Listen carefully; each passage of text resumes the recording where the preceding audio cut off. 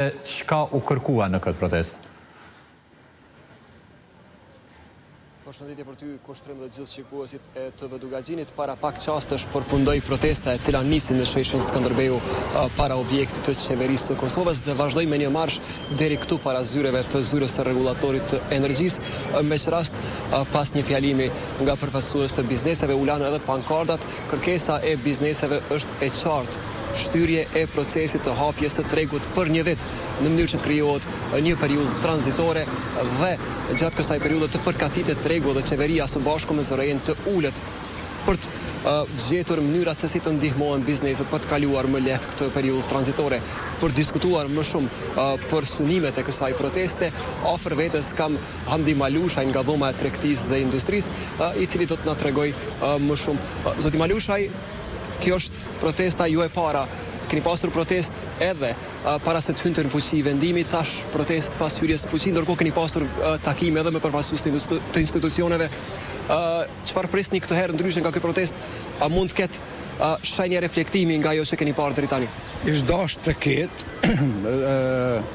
protesta mund të kurorëzohet me sukses nëse merret vendimi edhe ndalohet ose bëhet një përgatitje për me përgatit tregun për energji, jo me afate, cili do ku arrin edhe do të auditohet vendimi i zërrejës, se është e rëndë kjo, kur e favorizon një biznes në kurrizin e bizneseve tua, edhe buxheti që i mbledhet nga bizneset tona shkon për biznesin e huaj në vend huaj.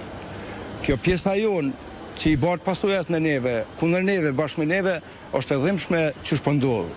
Është e njofshme shumë ku është qëllimi dhe ku është përfituesi.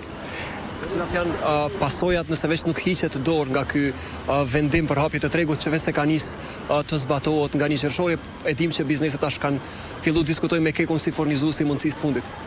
Po unë që shësho se kjo është e qartë, plaskitje me ligj.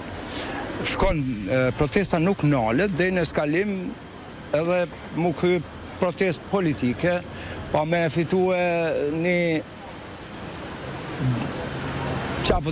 një kohë të keqe në momentin e keq me kryue problemet më dhaja, se protesta nuk nalet se prek në gjep, në kulit, edhe bizneset kanë drejt, edhe e shohim si plaqk. Unë e di që është plaqk, nuk është asgjë tjetër përveç se je kon të ja dhon 1 milion, kimi ja dhon 3, 1 me 3.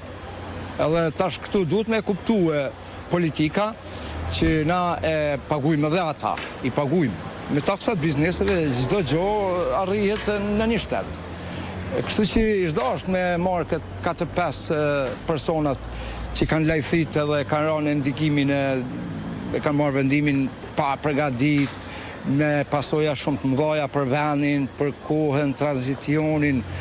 Ma letë është me marrë një vendim, me auditu edhe me fillu përgatitin e tregut, me dalë në treg, me vullnet, jo me dhunë, jo me arbitër, po me dalë zhvillim ekonomik, si pas standardet e EU-s, edhe uja deklarue që është i parë syshëm vendimi, ka afru edhe mjete për përgatitin e tregut, 28 milion euro i ka afru, si zgjidhje, përmes me ndodh i papërgatitun tregu energjetik. Një gjë që Bashkimi Evropian ka përsërit në 3 raportet e fundit për Kosovën, raportet e progresit që njihen, është çështja e marrëveshjes për furnizim me shumicë ndërmjet Kekut dhe Keskos, marrëveshje në një farë formë pak a shumë e përmendet edhe ju, duke thënë çështja që po favorizohet një kompani.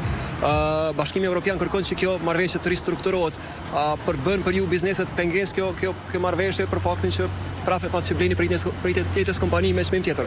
Shefe, unë vetë njoh sektorin, për hamendit e mia kom marrë edhe konsulencë për ish antarëve të bordit zërrejës, s'ka asnjë zgjidhje tjetër përveç se revidimi i kontratës 2013. Ajo ka qenë kontrata fatale që ka pru këtë ditë sot, edhe den këtë ditë kemi ardhur me probleme në sektorin e energjisë.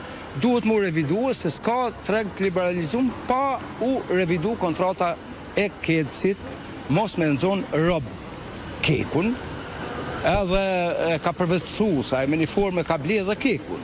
E ka ble të drejtën që të punojnë ata, dhonshëm kanë me punue, këtina e kanë tavanin ku me ja qetë faturën. Është anomali e madhe, është një fyrje e madhe edhe për bizneset.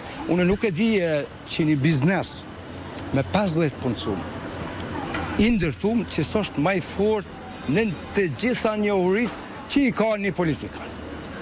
Nuk një naj që ospiduen biznes, që s'është ma informum, ma i zoti me të gjitha se sa një politikan zyrët e politikës. Edhe një pyetje të fundit shkurt, ju vetë jeni biznismen, përveç se jeni njës i sektorit e energjisë, për ju, për kompaninë tuaj, cili është dallimi, cila është oferta që keni marrë, cili është ndikimi që ka në kompaninë e juaj kjo hapje e tregut, shprehur në shifra nëse mundeni.